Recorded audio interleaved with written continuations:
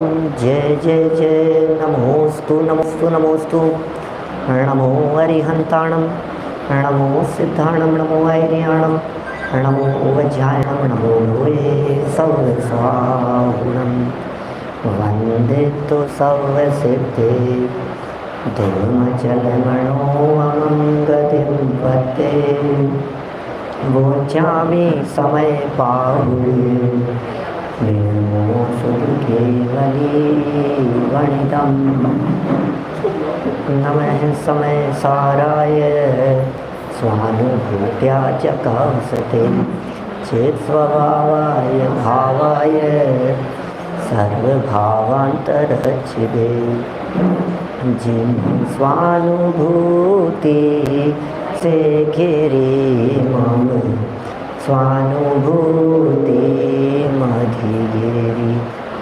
श्री विमल धारा जैन श्रुत आनंद अमृत से भरी। समता प्रभाव बहावती रागादि विकल्प तोरी के। माँ सरस्वती प्रतिभाव वंदन दृष्टि निज में जोड़ी के। दृष्टि निज में जोड़ी के। यहाँ वतन वापसी के उपरांत हम अभी दिल्ली में ही कालकाजी स्थित दिगंबर जैन मंदिर, अखिल भारतवर्षीय दिगंबर जैन परिषद का यह राष्ट्रीय कार्यालय, आचार्य श्री विद्यानंद सभा भवन, और यहाँ हम चर्चा तो समय सार की करनी है, लेकिन क्या है समय सार, उस समय सार की चर्चा का प्रतिपाद्य क्या है, थोड़ी बहुत बात उसके बीच में करेंगे। थोड़ा आवाज़ शायद सही आ रही है क्या? डिस्टर्ब है थोड़ा सा। आवाज़ आ रही है क्या बड़ा? चर्चा हमें समय सार की करनी है। मैं जानना चाहता हूँ यहाँ आप लोगों के बीच में कितने लोग ऐसे हैं जिन्होंने समय सार पहले पढ़ा है?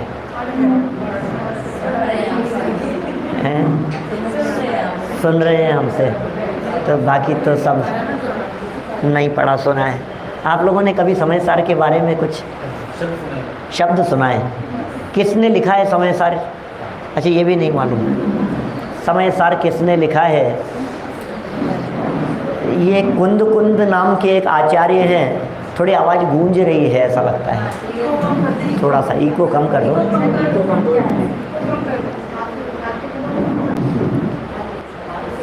समय सार ग्रंथ ये आचार्य कुंद कुंद स्वामी की ये अनुपम कृति है।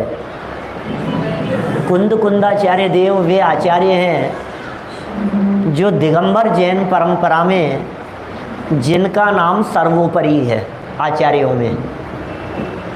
2000 वर्ष पहले हुए ये ऐसे बीतरागी संत जिन्हें हम भगवान महावीर स्वामी,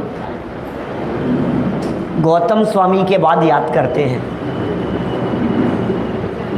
समय सार के रचयिता कुंद कुंदाचार्य देव के बारे में आप लोग ज़्यादा जानते हो या नहीं जानते हो, लेकिन इतना तो जानते ही हैं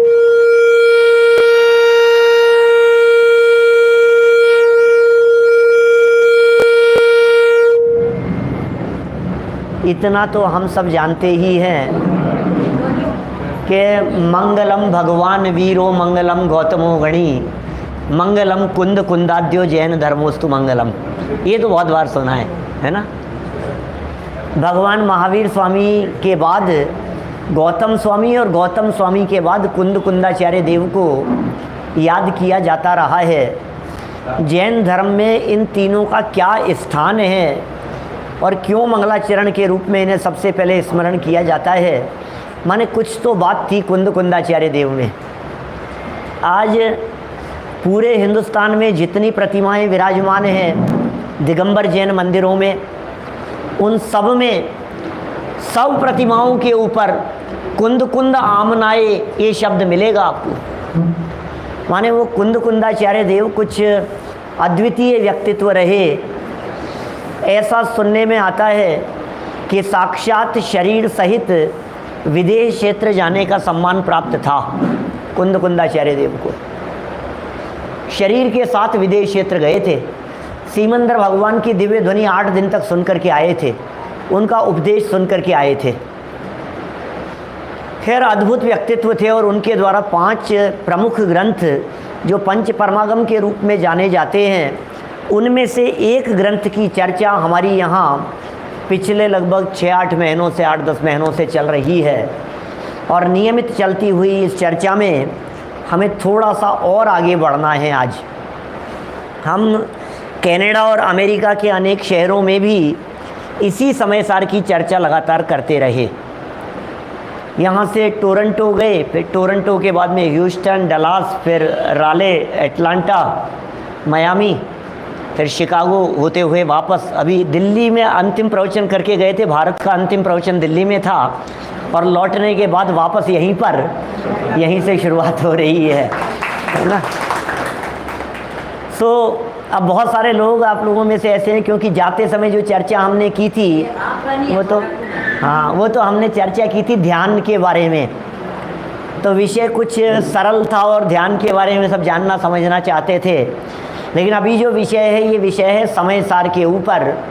अजू भैया अब ये समय सार जिन्होंने नहीं पढ़ा है और समय सार को जो लोग नहीं जानते हैं उन्हें मैं थोड़ा सा समय सार का परिचय देना चाहता हूँ, फिर चर्चा करूँगा आगे। माने वास्तव में समय सार क्या है भाई साहब? ये समय सार मुझसे मेरा परिचय कराता है। ये वो ग्रंथ है, ये समय सार मेरा बायोडेटा बतलाता है। आप कहेंगे मेरा बायोडेटा और समय सार में लिखा है, हमें तो मालूम ही नहीं था। कि नहीं, आपका भी लिखा है और आपका भी लिखा है, आपका भी है और आपका भी है, सबका बायोडेटा इसमें लिखा हुआ है। ये कैसी चर्चा है इस समय सार में? समय सार में मूल स्वरूप की चर्चा है, वस्तु के स्वरूप की चर्चा है, जगत की व्यवस्थाओं को ये समय सार ग्रंथ बतलाता है। ये दुनिया कैसे चल रही है उसकी असली बातें यदि कहीं मिलेगी तो समय सार में मिलेगी। जैसे है ना OMG एक मूवी आई बीच में, निश्चित ही देखी होगी सब लोगों ने, और उसमें किसी एक समस्या में उलझ जाने पर ऐसा संदेश दिया गया कि तुम्हें हर समस्या का समाधान इस किताब में मिलेगा, और 2-3 किताबें सामने रख दी गई है ना। ऐसे बोले गीता में मिलेगा तुम्हें इसका समाधान, कुरान में मिलेगा इसका समाधान, बाइबल में मिलेगा इसका समाधान। आपको दुनिया की जितनी समस्याएं हैं उनके समस्याओं के समाधान आपको इन धार्मिक पुस्तकों में मिलेंगे। मैं आपसे पूछना चाहता हूं, जैन रिलीजन में भी ऐसी कोई पुस्तक है क्या जिसमें सर्व समस्याओं के समाधान है? समय सार है, सबके समाधान है यहाँ इस समय सार में। यद्यपि जैनियों की गीता, जैनियों की बाइबल, जैनियों की कुरान ये तत्वार्थ सूत्र को कहा जाता है, समय सार को नहीं। क्या तत्वार्थ सूत्र जैनियों की गीता है? माने तत्वार्थ सूत्र में सब कुछ आ गया है, मूल बातें आ गई है, विषय वस्तु आ गई है, अनेक तरह की बातों को जो जो मूल मुद्दे थे उन सबको समझाने का प्रयत्न किया है। लेकिन फिर भी जो हमारे लाइफ की प्रॉब्लम्स हैं, जिनकी वजह से हम वास्तव में दुखी हैं, उसका यदि कोई अच्छे से समाधान किया है तो वो समाधान किया है इस समय सार में। सबसे बड़ी समस्या का मूल तो यही है कि मैं कौन हूँ, इसे ही मैं नहीं पहचान रहा हूँ। मैं अपने आप को जो मान करके बैठा हूँ ये तो मूल में भूल बैठी हुई है। मैं यदि ये समझ रहा हूँ कि मैं डॉक्टर संजीव कुमार गोधा, जयपुर निवासी, तो बोले बहुत बड़ी गलतफहमी में हो, ना मालूम कितने ठिकाने बदले हैं आज तक हैं। माने आज तक कितने जन्म मरण करते रहे हैं। देखिए, कभी कोई कहता है कि मैं बिजनेसमैन हूँ, कभी कहता है कि नहीं हम तो सर्विस वाले हैं, कभी कुछ और कभी कुछ, अनेक तरह के जवाब आप अपने आप के बारे में ही कहते हैं। कभी आपसे पूछें तो आपको ऐसा लगता है कि नहीं नहीं साहब अब तो बुजुर्ग बहुत हो गए। कभी आपको ऐसा लगता है कि नहीं नहीं अभी तो हम जवान हैं। कभी आप अपने आप को बुजुर्ग कहते हैं, कभी जवान कहते हैं, कभी आप अपने आप को बालक कह कर के भी पुकार सकते हैं। लेकिन मेरा ये कहना है कि आप जो हैं वो ना तो बालक था, न जवान हुआ और न वृद्ध हो सकता है। अपने आप की पहचान कराइए, अपने आप की तलाश की चर्चाएं, वास्तव में कौन हूं मैं उसका परिचय कराया है। यहाँ आपको अजीब व गरीब बातें लगेगी। जिन्होंने कभी समय सार की बातें नहीं सुनी है, जिन्होंने कभी समय सार के बारे में जाना समझा नहीं है, उन्हें ऐसा लगेगा कि ये कैसी बात कर रहे हो, मैं जवान नहीं हूं, मैं वृद्ध नहीं हूं। दिल पर हाथ रख करके सोचना, यदि आप अपने आप को जवान समझ रहे हैं तो जवानी तो पिछले 25 साल से है, मान लो 20 साल से है, आप तो उसके पहले भी थे। तब आप थे या नहीं थे? यदि मैं ही जवान हूं तो इसका मतलब जब जवानी नहीं थी तब मैं था या नहीं था? तब मैं और कुछ था क्या? नहीं, तब तो मैं बालक था और 20 साल बाद बोले मैं वृद्ध हो जाऊंगा क्या? तो मैं कौन हूं? बालक था, युवा हूं या वृद्ध हो जाऊंगा? कौन हूं मैं? बोले इन तीनों स्थितियों में जो कायम रहने वाला है वो मैं हूं क्या?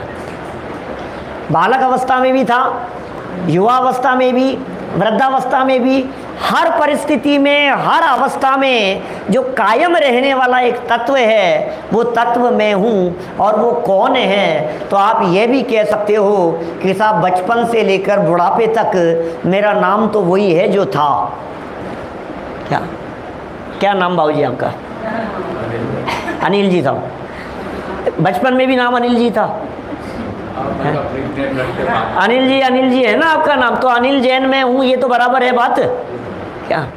ये तो ठीक है ना साहब, अनिल जैन तो बराबर है ना। लेकिन अनिल जैन नाम भी जब मैं महीने 2 महीने का 4-6 महीने का हुआ था तब नाम रखा था, मैं तो उसके पहले भी था क्या? क्यों साहब? इसका मतलब जिस समय ये नाम नहीं था उस समय भी मैं तो था। और यदि अनिल जैन की जगह सुनील जैन रखा जाता तो मैं सुनील जैन हो जाता क्या? तो मैं कौन हूं? मैं अनिल जैन हूं कि सुनील जैन हूं? मैं बालक वृद्ध जवान हूं कि मेरा जो ये नाम है यही मैं हूं, कि नाम के पहले भी मैं था? ये समय सार उसका परिचय कराता है। ये समय सार वो बातें बताता है जिससे वास्तव में हमें हमसे हमारा परिचय हो जाए। कैसे, कितने आश्चर्य की बात लगती है कि खबरने वाले हम अपने आप से बेखबर हैं, हमें अपने आप की ही खबर नहीं है। आपको मालूम है अभी 2 दिन पहले जब हम शिकागो से निकले, क्या वहाँ का इंडिपेंडेंस डे था, 4 जुलाई को फायरिंग हो गई, 50-55 गोलियां चलाई परेड में और 15-17 लोग मर गए। क्या खबर लगी होगी? हमें तो यहीं से खबर लग रही थी, क्योंकि वहाँ तो आम बात है, ऐसा चलता रहता है, हमें खबर है वहाँ की। दिल्ली में तो रहते हैं इसलिए दिल्ली की खबर तो होगी ही क्या?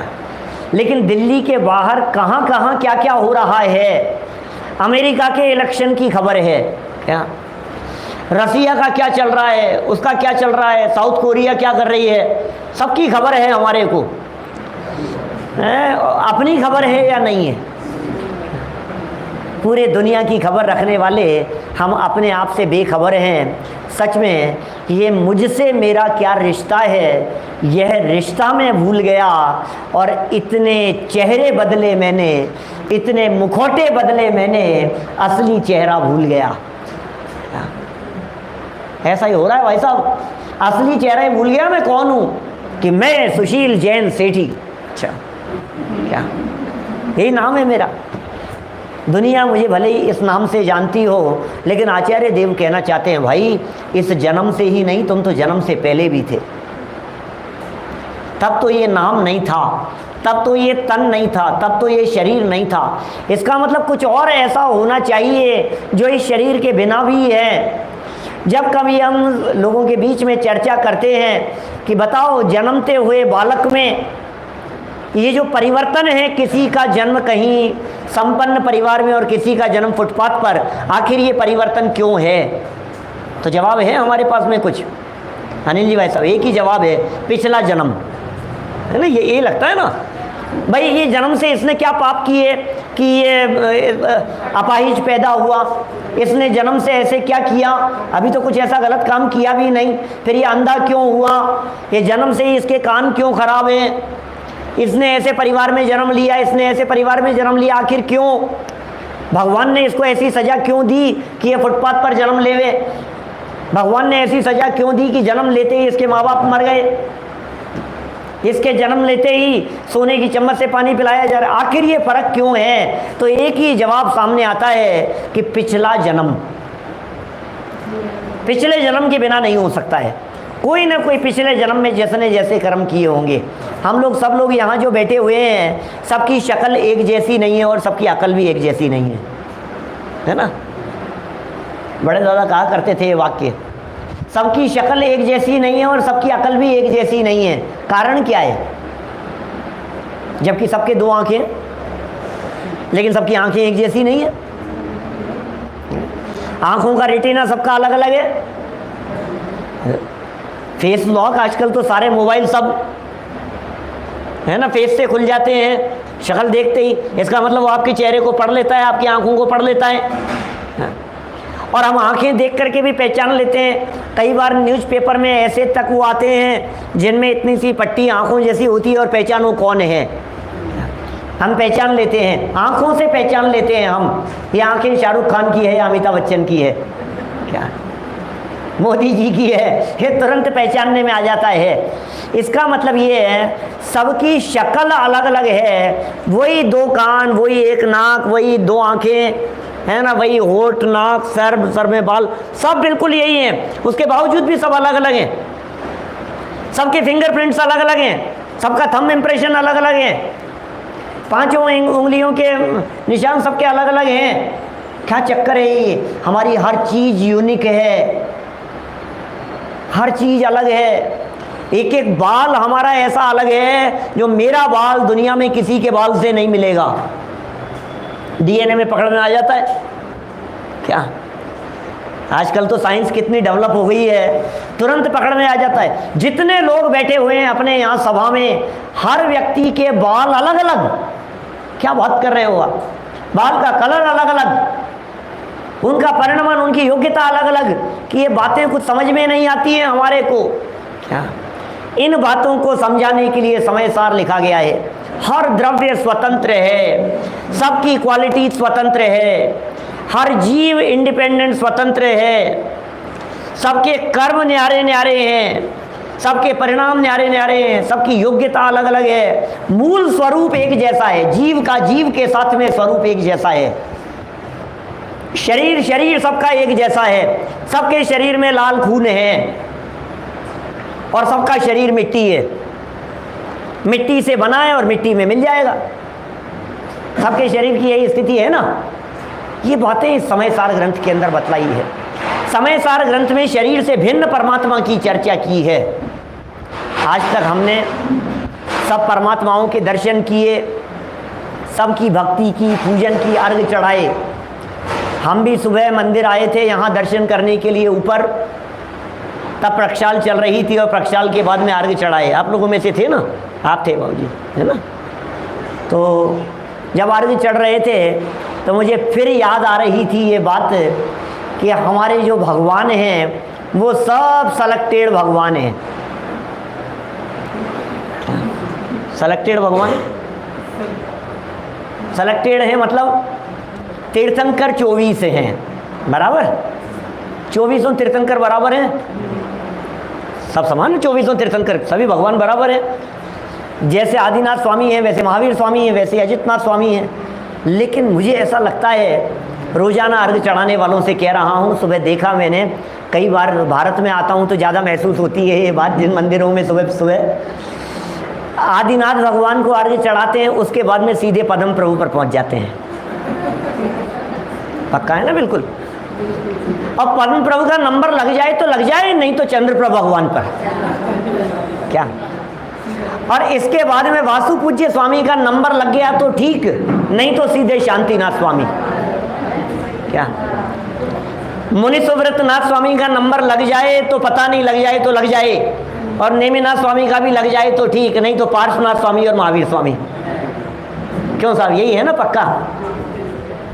और ये अर्घ आज चढ़ाए हैं, कल भी चढ़ाए होंगे और कल भी चढ़ाएंगे, और पूरे महीने भर इन्हीं को चढ़ाएंगे। अजितनाथ स्वामी का तो कभी नंबर ही नहीं आता है।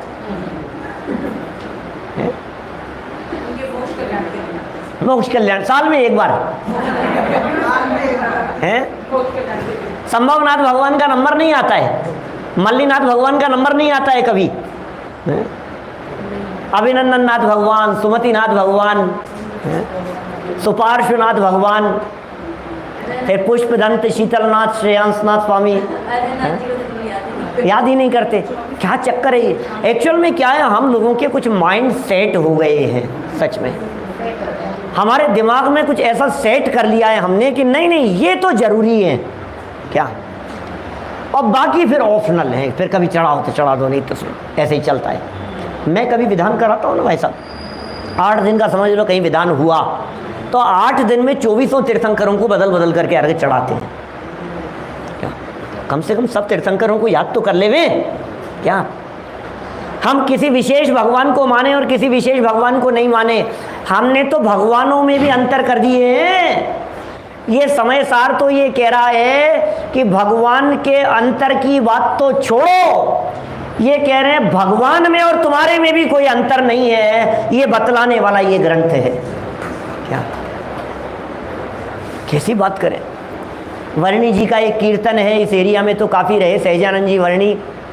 हूँ स्वतंत्र निश्चल निष्काम, ज्ञाता दृष्टा आत्म राम। सुना होगा है, सबने सुना है। किसी समय में तो ये बहुत चलता था है, गांधी जी के कीर्तन के साथ रघुपति राघव राजा राम है, तो उसी धुन के ऊपर बहुत चला करता था। और इसी की अगली लाइन पता है क्या है, मैं वह हूँ जो है भगवान, जो मैं हूँ वह है भगवान, अंतर यही ऊपरी जान, वे विराग यह राग वितान। यहाँ से है क्या लिखा है उन्होंने, 70-80 साल पहले लिखा हुआ है। पूरे देश में इस कीर्तन की धूम मची रही उस समय, उस जमाने में क्या गांव-गांव में गाया जाता रहा, बच्चे बच्चे की जबान पर रहा है उस जमाने में। तो क्या लिखा वर्णी जी ने, क्या सहजानंद जी वर्णी, क्या लिखा उन्होंने, मैं वह हूँ जो है भगवान, जो मैं हूँ वह है भगवान। किसी ने पूछ लिया कि क्या बात कर रहे हो, आप भगवान हो क्या, आप कैसी बात कर रहे हैं, आप भगवान हैं क्या। अरे भाई हाँ मैं भगवान हूँ। कैसे कपड़े पहने पहने भगवान होते हैं, कपड़े वाले तो भगवान नहीं होते हमारे यहाँ। हमारे यहाँ दिगंबर जैन परंपरा में कपड़े वाले भगवान तो नहीं होते। तो तुम कपड़े वाले भगवान कैसे हो सकते हो कि बोले भगवान 2 तरह के होते हैं। एक भगवान वो होते हैं जो भगवान बन गए हैं, और दूसरे भगवान वो हैं जो बने बनाए भगवान होते हैं क्या। जो बने बनाए भगवान का आश्रय लेते हैं वे भगवान बन जाते हैं। भाई साहब पूरे विश्व के धर्म दर्शनों में एकमात्र धर्म ऐसा है जो भक्त नहीं भगवान बनने की बात करता है पूरे विश्व में क्या। सैकड़ों धर्म है पूरे विश्व में क्या, और बहुत सारे धर्म दर्शनों को हमने भी पढ़ा है। सारी इंडियन फिलोसॉफी को पढ़ा है हमने, और सारी वेस्टर्न फिलोसॉफी को भी पढ़ा है भाई साहब। अरस्तु, सुकरात, प्लेटो, लाइबनिज, ह्यूम, डेकार्ट, आइंस्टाइन, सबको पढ़ा है क्या। कन्फ्यूशियस, पारसी, बौद्ध, इस्लाम, सब पढ़े हैं, सारे दर्शनों को पढ़ा है हमने। जैन दर्शन को भी गहराई से पढ़ा है। पूरे दुनिया के धर्म दर्शनों में से एकमात्र धर्म ऐसा है जो भक्त नहीं भगवान बनने की बात करता है। हमें हमारे महाभाग्य से मिल गया है। जब कभी भगवान बनने की चर्चा चलती है तो लोग यह कहते हैं कि तुम आए बड़े भगवान बनने की बात करने वाले, पहले अच्छे इंसान तो बन जाओ। ऐसी बात भी करते हैं लोग। फिर आप अच्छे इंसान तो बन जाओ पहले, उसके बाद भगवान बनने की बात करना। हम कहते हैं भैया, हम आपको अच्छा इंसान मान करके ही बात कर रहे हैं, हमें क्या पता कि आप आपको अच्छा इंसान भी नहीं मानते हो। क्या आप अच्छे इंसान भी नहीं हैं क्या?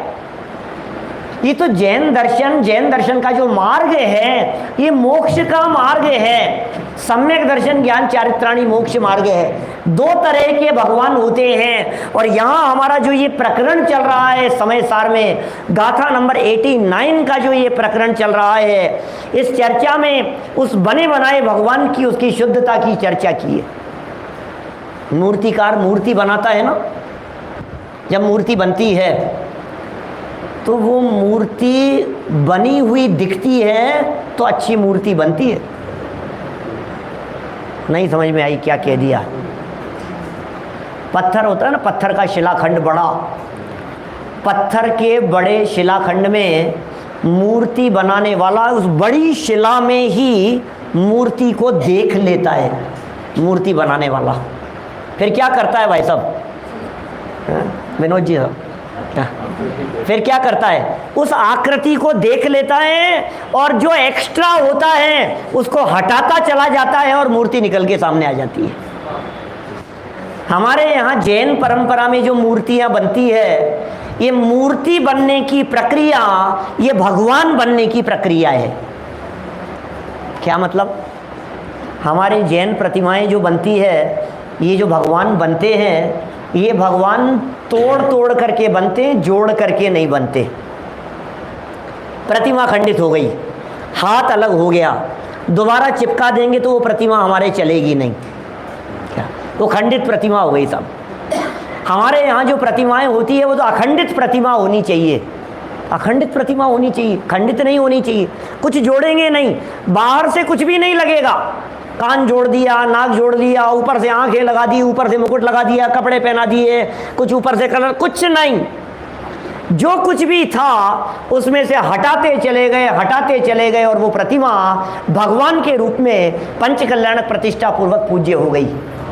यही कहना चाह रहे हैं। आत्मा से परमात्मा बनने की भी यही प्रक्रिया है। भगवान बनने के लिए आपको बाहर से कुछ नहीं चाहिए, जो कुछ एक्स्ट्रा है वो सब छोड़ते चले जाओ और परमात्मा बन जाओ। क्या? इसलिए हमारी जैन परंपरा का मार्ग भोग का नहीं, त्याग का मार्ग है, संयम का मार्ग है, वैराग्य का मार्ग है। ख्याल में आ रही है बात?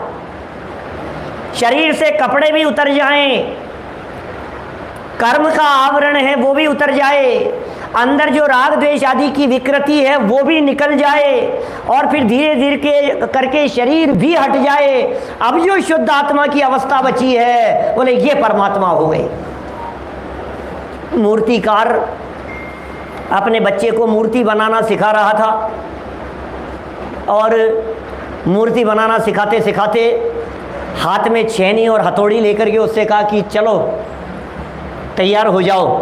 और जैसे ही वो छेनी मारने लगा तो उसके पिता ने कहा कि नहीं नहीं बेटा, यहाँ तो नाक है। कि पापा ये तो पत्थर है, इसमें कहाँ नाक है? बेटा जब तेरे को नाक दिखेगी तो मूर्ति अच्छी बनेगी। क्या? तेरे को इस पत्थर में कान दिखने चाहिए, नाक दिखनी चाहिए, आंखें दिखनी चाहिए। इस पत्थर के शिलाखंड में तुझे हाथ पांव दिखने चाहिए। जो तुझे दिखेगा उसके अलावा उसे निकालते चले जाना, फिर जो बचेगा वो भगवान बने हुए दिखाई देंगे। बस यही प्रक्रिया है। वर्तमान अवस्था में जो अपने उस परमात्मा स्वरूप को देख लेता है और आवरण को ऊपर से हटा देता है, वो वर्तमान अवस्था में भी परमात्मा बन जाता है। आत्मा शुद्ध है। अकेला भाई साहब मूर्तिकार की बात नहीं है, सब व्यापारी वर्ग हैं। हम सब जानते हैं रॉ मटेरियल के अंदर हम फिनिश गुड्स देख लेते हैं। नहीं भाई साहब, हम यदि ज्वेलरी का यदि हमारा वर्क है, काम है, और यदि हम खड़ खरीद रहे हैं क्या, तो हमें पता है कि फिनिश्ड होने के बाद में कैसा हम निकल करके आएगा। क्यों साहब? हम यदि गोल्ड खरीद रहे हैं, माइंस से निकला है, तो वो किट्टी काली माँ से सहित गंदा काला जब वो खान में से निकल रहा है ना सोना, उसको यदि आप देख लो तो आप खरीद नहीं सकते हो उसको। ये खरीदूंगा मैं, ये गोल्ड है। पत्थर देख लो आप, रत्नों के पत्थर जो निकलते हैं माइंस में जो निकल रहे हैं, आप उन्हें देख लो, लेकिन जो पारखी होते हैं वे देख लेते हैं कि नहीं हमें स्फटिक की प्रतिमा बनवानी थी और हम बनवाने के लिए पत्थर देखने के लिए गए, उसने दिखाया, मैं कहा यार ये तो अच्छा नहीं है। अरे बोले नहीं पंडित जी, ये जो पत्थर दिख रहा है ना, इससे ऐसा स्फटिक की प्रतिमा निकलेगी, दूसरी बनी हुई रखी हुई थी, बोले ऐसी निकलेगी। आप इसको ऐसे मत देखो। थोड़ा पानी डाला, थोड़ा सा हाथ से उसको साफ करके दिखाया, अब देखो आप ये चमकदार है अंदर से, ऊपर की गंदगी को मत देखो, ये गंदगी ऊपर की है, ये आवरण ऊपर का है, ये विकृति ऊपर की है, अंदर में वो पत्थर पवित्र है, शुद्ध है। इसी तरह से ये राग, विकार, क्रोध, काम, मायाचार, लोभ, लालच, ये सब परिणाम ऊपर की विकृति है। ऊपर की विकृति को मत देखो, अंदर तल में उतर करके देखो तो आपको शुद्ध आत्मा दिखाई देगा। उस शुद्ध आत्मा की चर्चा बतलाने वाला समय सार ग्रंथ है ये। तो लगेगा कैसी बातें हैं इस समय सार की, कुछ अद्भुत है, कुछ अलग हटके है। इसमें वो चर्चाएं नहीं है जो समाज को जोड़ने तोड़ने का काम करे, क्या ये वो चर्चाएं हैं पूरा समाज जुड़ जाए, वो चर्चाएं हैं भाई साहब सेठी जी। क्या ये समय सार की चर्चाएं हैं, ये वो चर्चाएं हैं जिनको जानने पहचान लेने के बाद पूरा समाज एक हो जाए। आप कैसे पूजन करते हैं, ये फूल चढ़ाते हैं, ये नहीं चढ़ाते हैं, ये 20 पंथी वाले हैं, ये 13 पंथी वाले हैं, ये पंचामृत करते हैं, ये नहीं करते हैं, ये जलाभिषेक करते हैं, दुग्धाभिषेक करते हैं, ये थाली जब लगाते हैं तो उसके अंदर 3 साथियाँ बनाते हैं, ये 5 बनाते हैं, ये 9 बनाते हैं, ये ओम लिखते हैं, ये लिखते हैं, ये ऐसा करते हैं। भाई साहब जितने मंदिर उतनी पूजा पद्धतियाँ, हिंदुस्तान का तो ये सिस्टम है।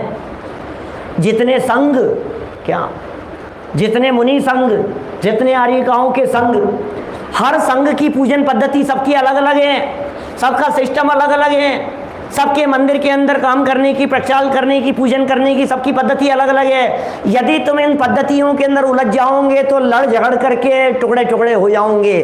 बात कुछ ऐसी करो जो सबके लिए एक जैसी हो। क्या ये समय सार वो बात करता है।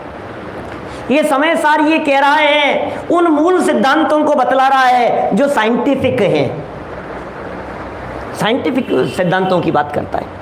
ये कपड़े के ऊपर यदि मैल चढ़ गया है तो धोबी के पास यदि आप ले जाओ ड्राई क्लीन वाले के पास में, तो ड्राई क्लीन वाला देख करके कह देता है, उनका यार ये तो आपको लग रहा है बिगड़ गया है, वो कहता है नहीं उसको साफ दिख रहा है अंदर।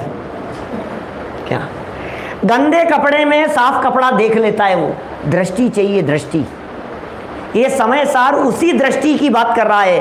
गंदे कपड़े में सफेद कपड़ा देख ले वे, आइए जैन साहब, गंदे कपड़े में सफेद कपड़ा देख ले वे, निर्मल कपड़ा देख ले वे, क्या अशुद्ध चीज में शुद्ध चीज देख ले वे, रफ में डायमंड देख ले वे, ज्वेलरी देख ले वे, गंदे गोल्ड में प्योर गोल्ड को देख ले वे। ऐसा है कि नहीं? हलवाई लोग दूध में ये देखते हैं इसमें कितना मावा है, क्या घी कितना निकलेगा इसमें, सबका अपना अपना फील्ड है।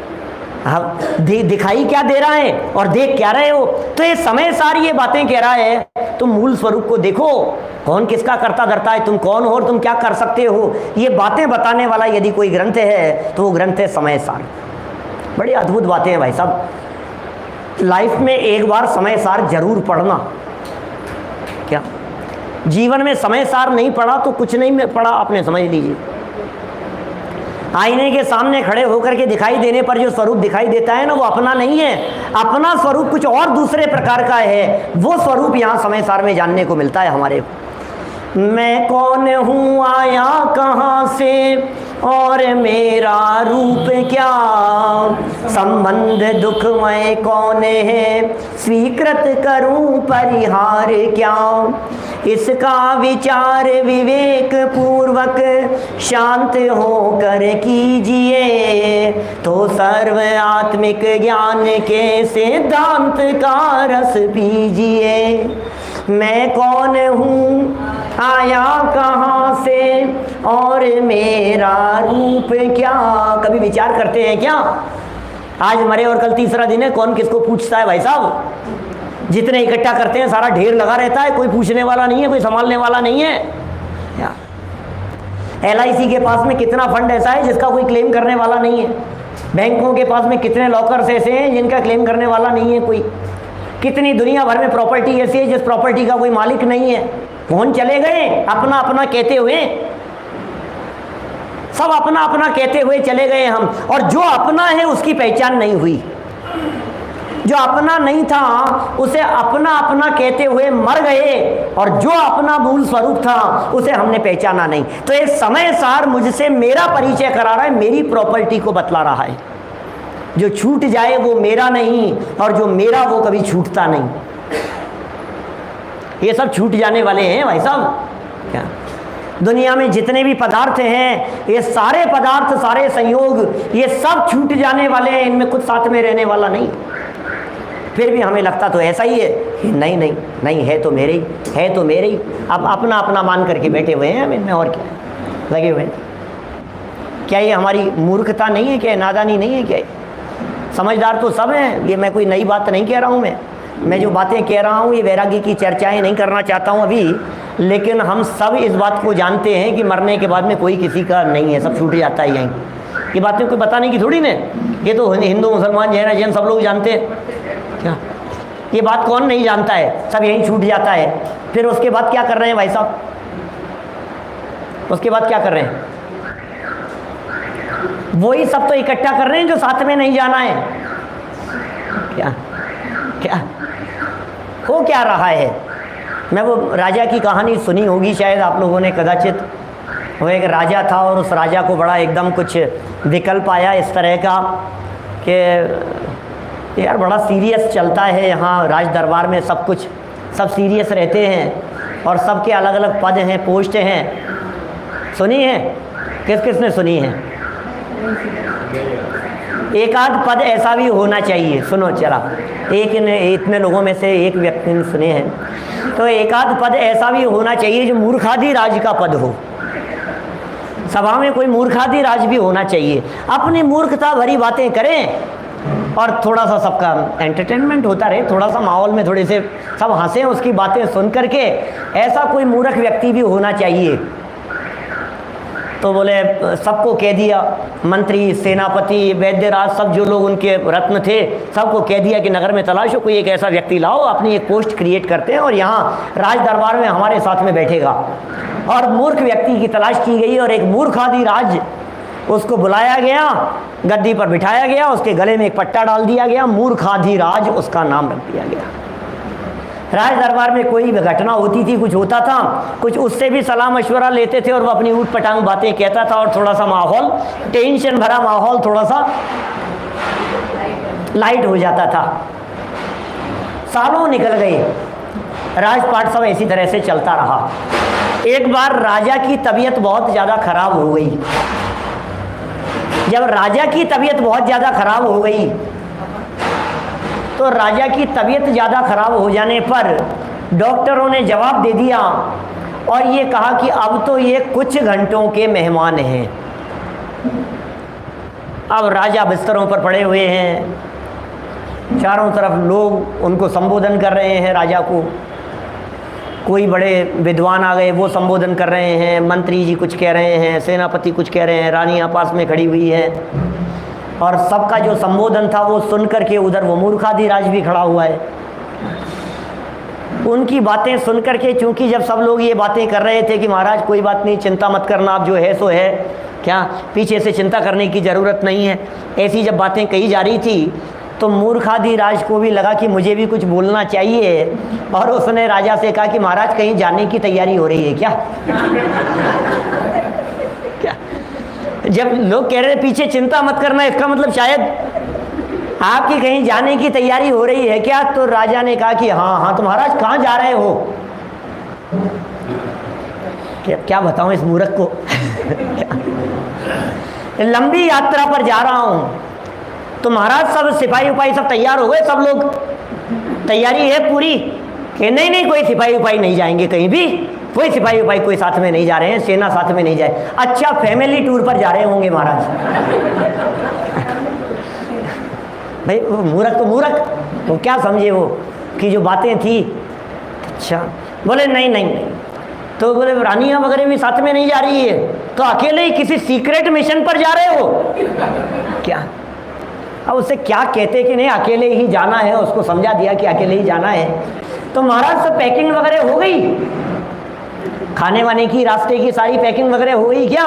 बोले नहीं नहीं कोई ज़रूरत नहीं है उसकी।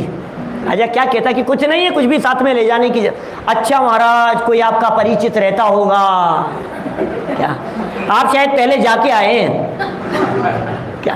भाई आप नहीं ले जा रहे हो इसका मतलब आपको पता है हम जयपुर से निकले, शाम का खाना साथ में नहीं लाए क्योंकि हमें पता था सुशील जी भाई साहब के यहाँ भोजन की व्यवस्था है, तो हम लेकर के नहीं आए साथ में। तो आपको पता है कि व्यवस्था होगी इसलिए आप नहीं ले जा रहे हो। क्या कहता वो राजा भी? बोले नहीं नहीं कोई व्यवस्था नहीं है और कुछ ले जाने की व्यवस्था नहीं है, कुछ लेकर के जाना नहीं है और परमानेंट जा रहा हूं, लौट करके वापस आऊंगा नहीं, ज्यादा बोलने की जरूरत नहीं है, चुप रहे, बहुत हो गई है बात। मैं यहां मरने के लिए जा रहा हूं, मरने जा रहा हूं और तुझे ऊटपटांग बातें सूझ रही है। ये थोड़ा सा सीरियस हो गया कि महाराज आप जा रहे हो, परमानेंट जा रहे हो, वापस लौट करके नहीं आओगे कभी भी और कुछ भी लेकर के नहीं जा रहे हो, आपको पहले से पता था क्या इस बात का? कि हाँ पता था। कि महाराज कब से पता था? बोला मुझे तो बचपन से पता था कि एक दिन जाएंगे तो कुछ भी साथ में नहीं ले जाएंगे। तो उस मूर्खादि राज ने अपने गले का पट्टा निकाला और क्या कहा कि महाराज मैं तो मूर्खादि राज हूँ और आप महामूर्खादि राज हैं। उनके गले में पट्टा पहना।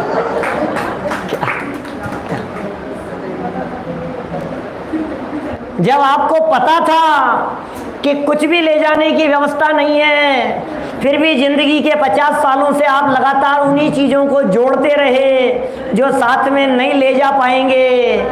अब वो तो मूर्खादि राज था और राजा महामूर्खादि राज था। हम लोग कौन है ये मैं कहना नहीं चाहता।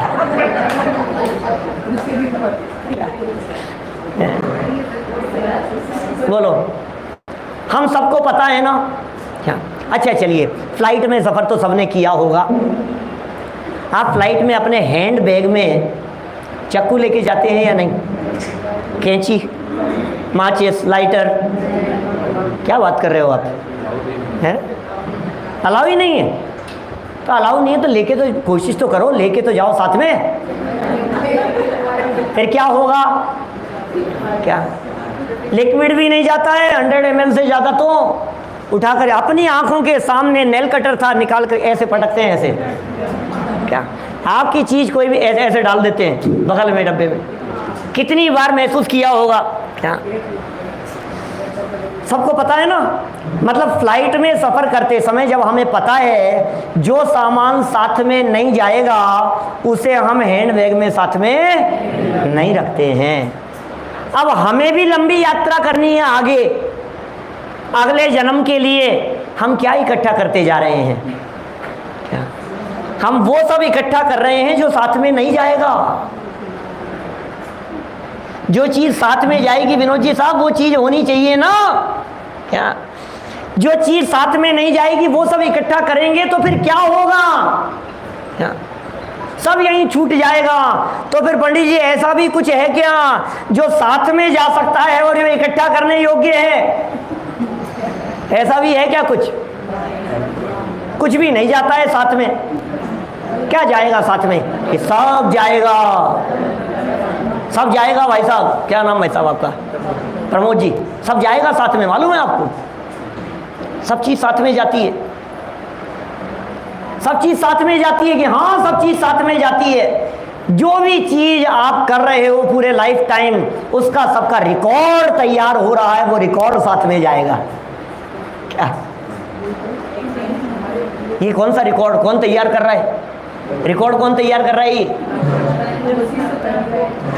ये कर्मों के द्वारा रिकॉर्ड हो रहा है।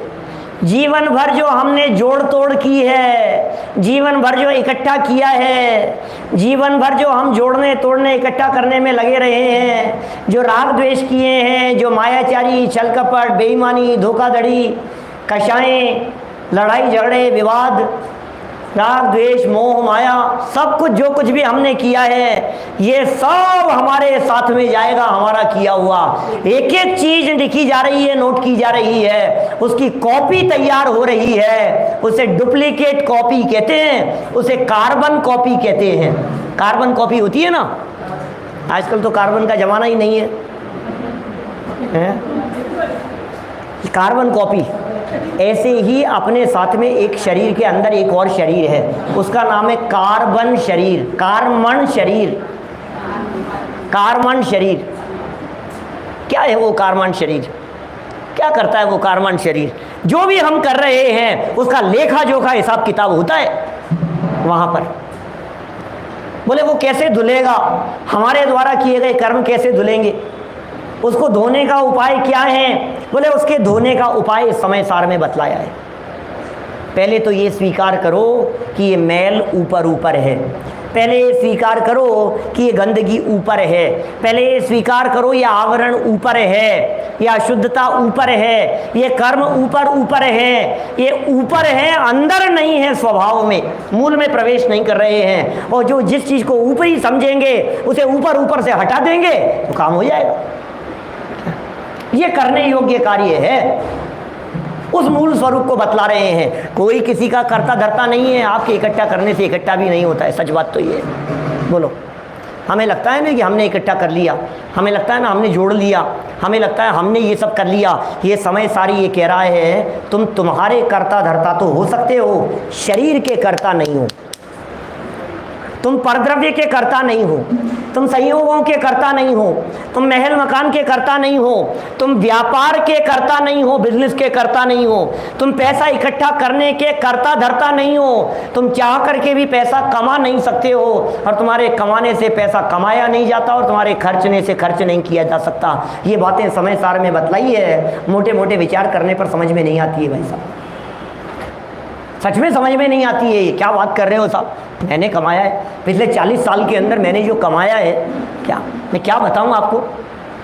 आज ये करोड़ों की अरबों की संपत्ति ये मेरी कमाई हुई है भाई साहब। क्या आज दुनिया मुझे अरबपति कह करके पुकार रही है तो ऐसे ही नहीं पुकार रही है, मेरे खून पसीने की कमाई लगी है इसमें। 50 साल लगाए हैं मैंने अपनी ज़िंदगी के। क्या अच्छा, कितने साल लगा दिए आपने? 50 साल लगा दिए। आपके इकलौते बेटे के एक और पुत्र ने जन्म लिया, क्या उसने अरबपति होने के लिए कितनी फैक्ट्रियां लगाई?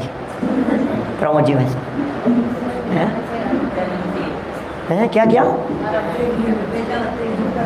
50 साल नहीं तो 5 साल तो लगाए होंगे, 5 महीने 5 दिन। इकलौते बेटे की बात कर रहा हूँ। उसका बेटा क्या आपने संपत्ति को कमाने में 50 साल लगा दिए और वो जन्म लेते ही अरबपति हो गया। आपके घर में जन्म लेते ही कहां से कमाया ये सब बतलाओ? पूर्व जन्म के कर्मों का फल है। हमें लग रहा है कि हम कमा रहे हैं, सच में कमाने से नहीं कमाया जाता है। ये समय सार ग्रंथ ये कहता है, अरे कमाने की तो शोर छोड़ो, शरीर पर तुम्हारी नहीं चलती है। चला करके देख लो जरा, शरीर पे चल रही हो तुम। ये जो 50 साल में जो आया था, ये सब हाथ का मैल था क्या? अनिल जी बाबूजी, क्या ये हाथ का मैल था? ये अपनी कमाई थी साहब, अपनी कमाई हुई थी। तो सीधे हाथ में कि उल्टे हाथ में, किस में चले वो खुजली है? उल्टे हाथ में चले जाएगा। वो आपके उल्टे की बात कर रहे हो, हमारे तो सीधे हाथ में चाहिए। ये सीधे उल्टे में ही चक्कर में लगे हुए हैं यहाँ पर, कहीं नहीं चल रही है हमारी। एक बाल काले से सफ़ेद होने में हमारी चलती नहीं है, एक उंगली सीधी से टेढ़ी होने में हमारी चलती नहीं है। कि साहब चल तो रही है, चल तो रही है, सीधी से टेढ़ी कर तो ली हमने, रिवर्स साइड में करके दिखाओ ना तुम्हारी चलती है तो। दाढ़ में दर्द हो जाता है, हमारी चलती नहीं है। शरीर में बीमारियां हो जाती है, हमारी चलती नहीं है। अरे पिछले अभी 2 सालों के अंदर, 2-3 साल में, जब से ये कोरोना का चला चक्कर, तब से तो अपन ने दुनिया भर में क्या देखा है। अच्छे अच्छे चलाने वालों की नहीं चली, कौन चलाए? क्या जिनकी सब तरफ चलती थी उनकी कहीं नहीं चल रही है। ये समय सार कह रहा है कि जहां तुम्हारी चलती है वहां तुम चलाते नहीं हो, और जहां तुम्हारी चल नहीं सकती है वहां तुम जबरन चलाने की चेष्टा करते हो। वहां चलाओ जहां तुम्हारी चल सकती है, क्या ऐसी जगह पर मत चलाओ जहां नहीं चलती है। समझ में आ रही है क्या बात? हम सब कहां चला रहे हैं बताओ? जहां हमारी नहीं चल सकती है हम वहां चलाने की चेष्टा कर रहे हैं। यही हो रहा है लगातार। तो ये पूरा समय सार ग्रंथ, इस पूरे समय सार ग्रंथ में यही सब बातें बतलाई गई है, जिसमें ये बतलाया है कि कोई किसी का करता धरता नहीं है, कोई किसी का करने वाला नहीं है। हमारे करने धरने के वाले हम स्वयं ही हैं, हमारे जिम्मेदार हम स्वयं हैं। मैं ही मेरा करता धरता, क्या मैं अपना जिम्मेदार स्वयं हूँ भाई साहब। दूसरा कोई जिम्मेदार नहीं है, दूसरा कोई करने वाला नहीं है, दूसरा कोई भला बुरा करने वाला नहीं है, दूसरा कुछ बिगाड़ने वाला भी नहीं है। इस गलत फहमी में हम नहीं रहें कि कोई हमारा कुछ बिगाड़ देगा, और हम दिमाग में ऐसी मान्यता न रहे कि हम किसी का कुछ बिगाड़ देंगे। अरे इस दुनिया में कोई किसी का बिगाड़ सुधार करने वाला नहीं है। कौन किसको बिगाड़े और कौन किसको सुधारे भैया? मैं अपना बिगाड़ करने वाला और अपना सुधार करने वाला स्वयं ही हूँ। इसलिए मुझे तो अपने बारे में विचार करना चाहिए।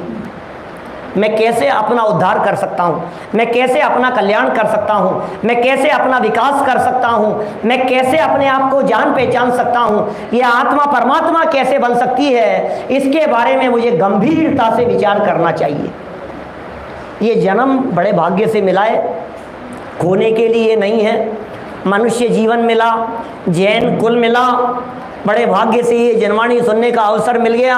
सच में मैं कौन हूँ और मेरा क्या स्वरूप है, ये बातें जानने समझने की तो इसे फुर्सत भी नहीं है। दिल पर हाथ रख करके सोचना, मैं आत्मा हूँ या शरीर हूँ, या ये जो नाम है ये नाम वाला ही हूँ जिसका ये नाम रख दिया गया है। और इस नाम की भी क्या कीमत है बताऊँ आपको? हमारे अभिनंदन जी शास्त्री हैं, हमारे ब्रह्मचारी अभिनंदन जी प्रतिष्ठाचार्य हैं। अभी तो 75 साल करीब उम्र होगी उनकी, बुजुर्ग हैं बहुत। वो कभी कहते हैं इस तरह की बात कि तुम्हें पता ही है मेरा अभिनंदन जो है ये अभिनंदन कितने का है, कितने का है। वो घटना बतलाते हैं कि पिताजी जब तक थे तब तक तो हमने उनसे कुछ पूछा नहीं, लेकिन पिताजी के स्वर्गवास हो जाने के बाद मैंने अपने ताऊ जी से पूछा कि ये मेरा नाम अभिनंदन किसने रख दिया क्या? तो उन्होंने घटना बतलाई कि तुम्हारे जन्म होने के बाद में इतने दिन बाद में किसी ब्राह्मण उसके पास में गए थे, किसी पंडित के पास में गए थे, उसने पूरा वो चौकठी बनाई, उसकी पूरी लिखी करी सब, और उसको सब लिखा करके और ये कहा कि भाई इसका नाम तो अभिनंदन रख दो। तो अभिनंदन रख दिया। तो फिर उन्होंने पूछा कि आपने क्या दिया था उसे? बोले 1.25 रुपया और नारियल दिया था। बोले ये अभिनंदन तो 1.25 रुपये नारियल का है।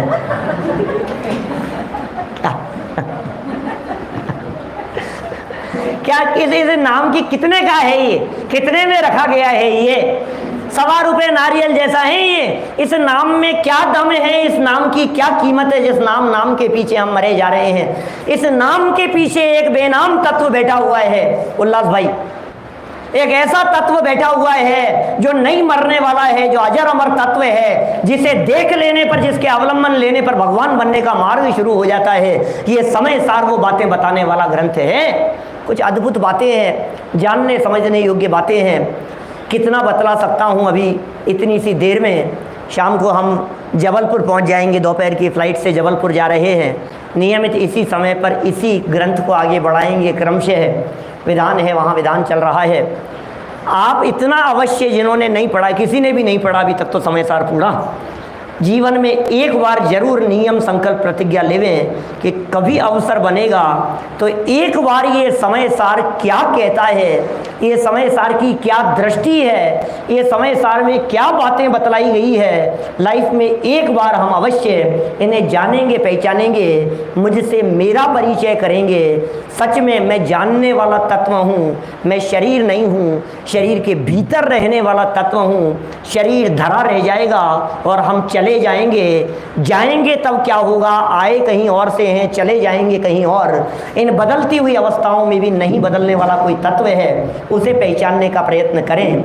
हम सब इसके मर्म को समझें, अपने जीवन में उतारें, अपना कल्याण करें। इसी भावना से बात को यहीं विराम देता हूँ।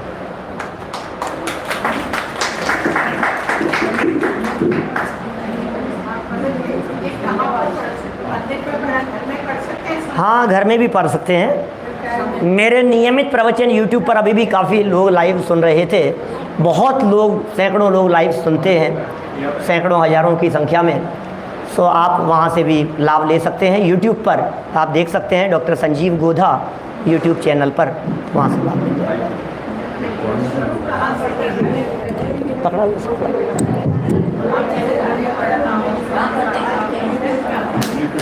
टीवी पे।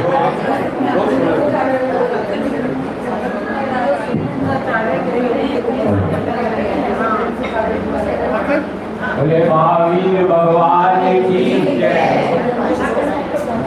धर्मानो लागे मानो बाबू, 2 मिनट की बात है, बस ज़्यादा आपका समय नहीं होगा।